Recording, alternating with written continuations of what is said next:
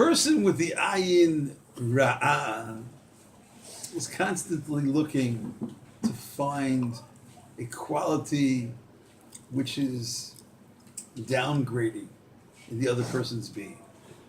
The person with the ayin tovah is always looking to elevate the essence of the other person. Rabbi Yoshua says, not only is it a terrible quality to have an ayin ra'ah, but this will lead a person out of the world. If every person you meet, you can't accept them, you can't see the good in them. Your life will be torn asunder. You won't be able to make it here for long. Either it means that God will punish, it never happened, that God will punish such an individual, or it means that a person is never in a state of happiness because they're always looking for the bad, for the bad, for the bad. And maybe they're already out of this world because this world is a beautiful world and people are beautiful. Vayar Elohim et kol asher asa v'hinei tov ma'od. It's a wonderful place, and people are wonderful. You want to look with your bad eyes. Maybe we need corrective spiritual lenses, and maybe the same way so many of us wear glasses, because maybe on a physical level, sometimes vision is not so clear. And you take off your glasses, can you see? Can you see clearly? What do you see? Maybe you have blurred vision. So maybe in the world of ayin ra'ah, you go to a spiritual ophthalmologist, you go to a spiritual optometrist, you go to a spiritual optician. They have corrective spiritual lenses for you. Teach you how to start seeing the world with an ayin tovah. All the white, forget about the black dot. Yeah.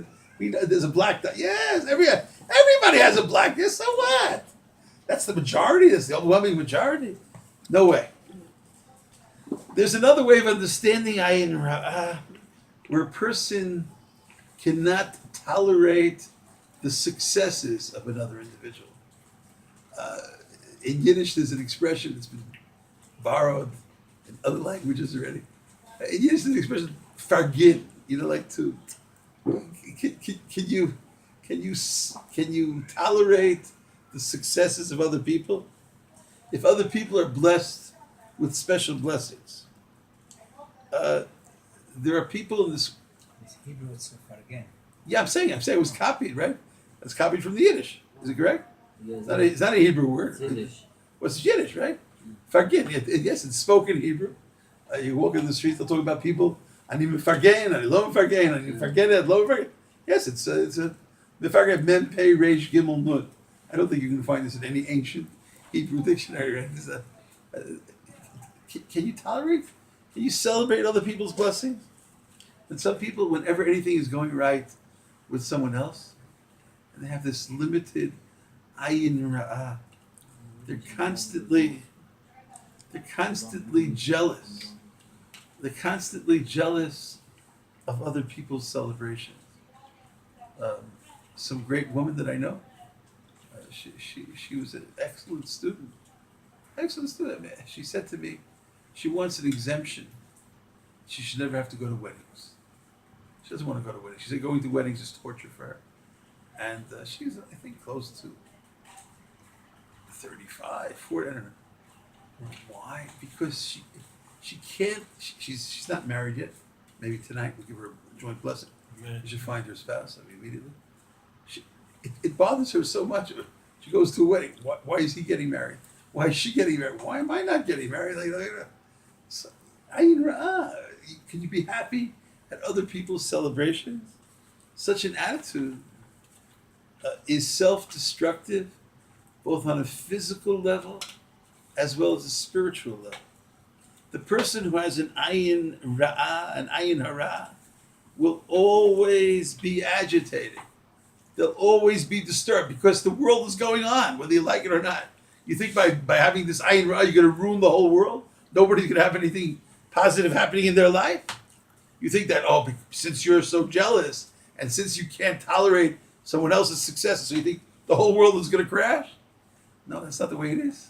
And people are going to celebrate. People are going to be happy, but you can't take it. So that's a form of self-destruction. Whenever you see anything positive that's occurring in anyone else's life. And this is similar to what it says in the book of Proverbs, chapter 14, verse 30 of Mishlei, Urekav atzamot, kinah. Envy can rot, can destroy a person's being, person's bones. Rekav, Reish Kuf, a person will fall apart. So learn to go with the flow, and stop looking at other people with such jealous eyes, and maybe reach the level of celebrating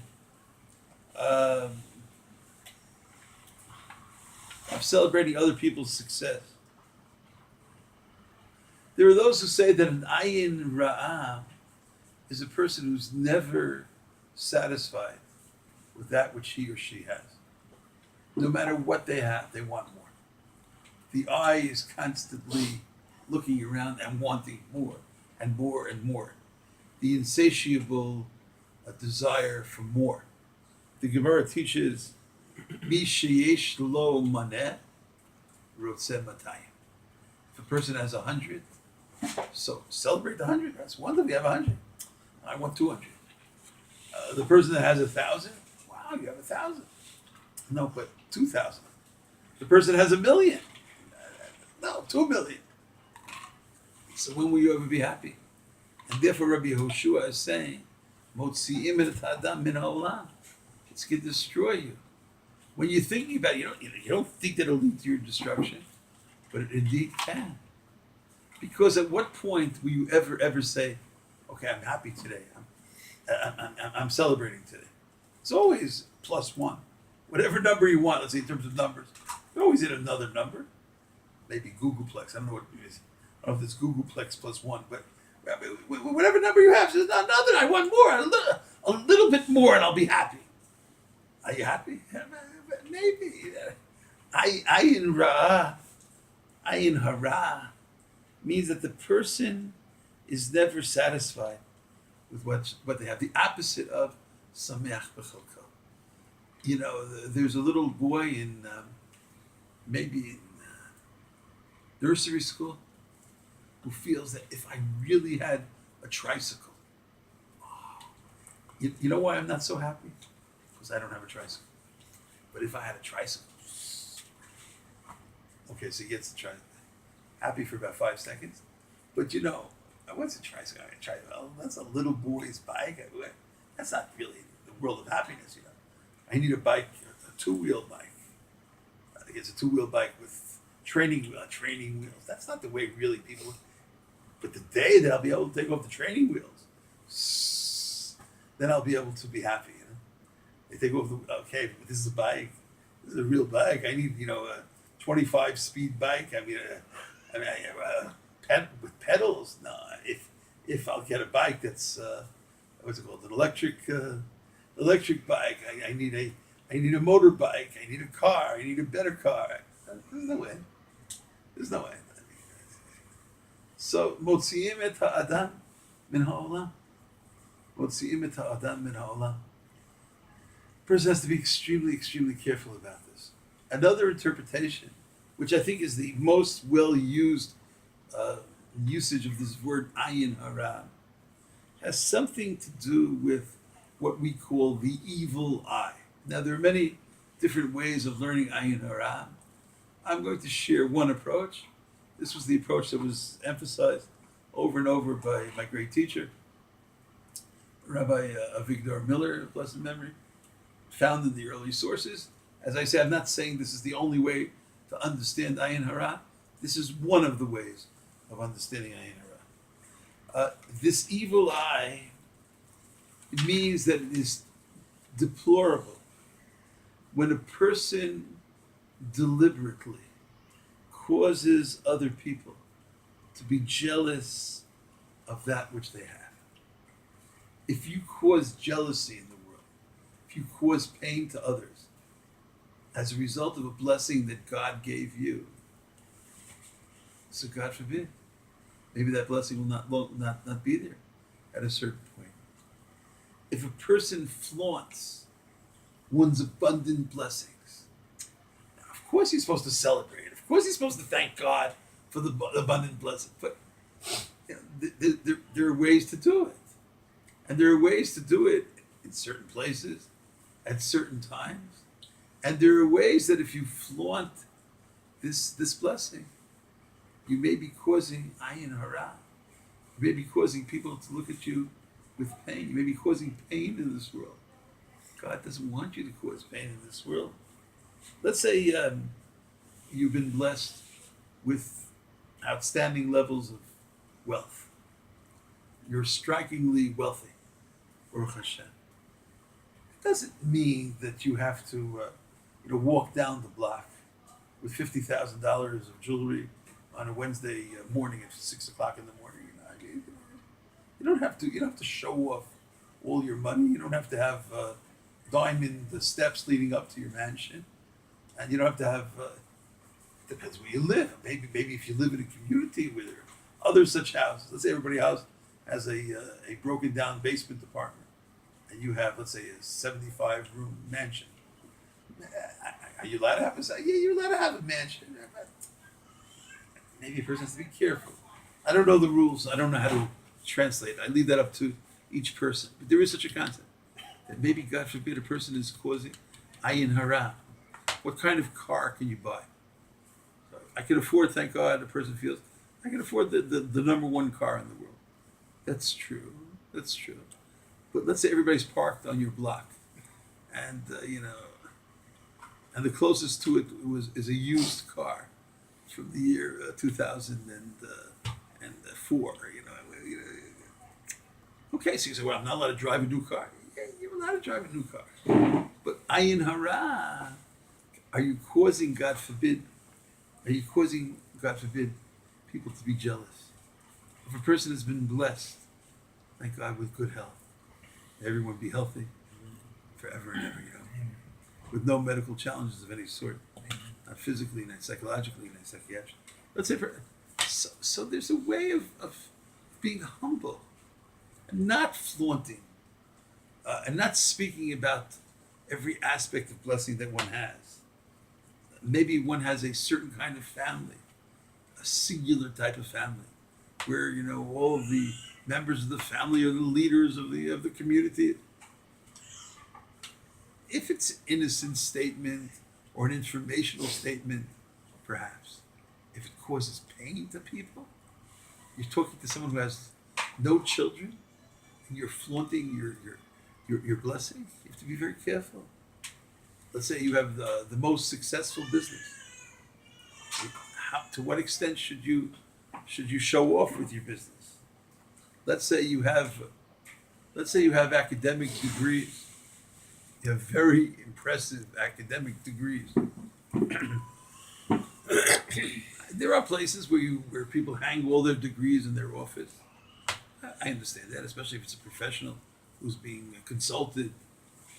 How does one know if this person really is capable of counseling or being a physician? That's true. But just to hang it up in a way, all the degrees, so that the whole world sees it and maybe is jealous of it. And again, I don't have the exact rules, and I'm not saying that I think the very same action in two different places, one can be very permitted, and one can be very prohibited. If you're causing a negative reaction on the part of the person who's seeing it, this may be the prohibition that Rabbi Yehoshua is speaking about. I hope to continue next time. But I just want to say that ayin hara is one of the three that Rabbi Yehoshua says, Motzi et ha'adam min ha'olam. And if that's the case, how do you get more of the olam? If the negative brings a person out of the world, the closer one can get to the positive, of seeing the world with a good eye, of being sensitive to other people's position, of being sensitive to the other person's beings. I remember Rabbi Miller saying once, may all the crippled individuals, may they all be healed tonight. May all the handicapped people, may they be able to overcome their difficulties and be able to resume absolute normal function. He said, what's the proper thing if you see someone struggling, let's say in a wheelchair, as you're walking down the street? He said it to us many times, and I remember it vividly. He said, it's insensitive. Just trot by. You're going like 50 miles an hour, you're, at least when you're walking next to this person who could barely walk, or is walking with a walker, or walking with a cane. So just, cross over maybe, or walk a little slower, kind of pain it. Now, you'll say, what am I doing? I'm walking regularly. Be a little sensitive. And maybe if the ayin hara, insensitivity, brings a person out of the world, God forbid, the ayin tova, maybe the positive way, the positive kind of usage, and maybe being sensitive to others, will bring greater and greater levels of machlisim et ha'adam la'olam. We're approaching Rosh Hashanah. So maybe that's one of the keys to Rosh Hashanah. Maybe one of the keys is to try to stay as far away from ayin hara and ayin ra as we possibly can. Bezrat Hashem, each person should be able to internalize this message on the highest of levels. Thank you so much for listening. Shalom Aleichem.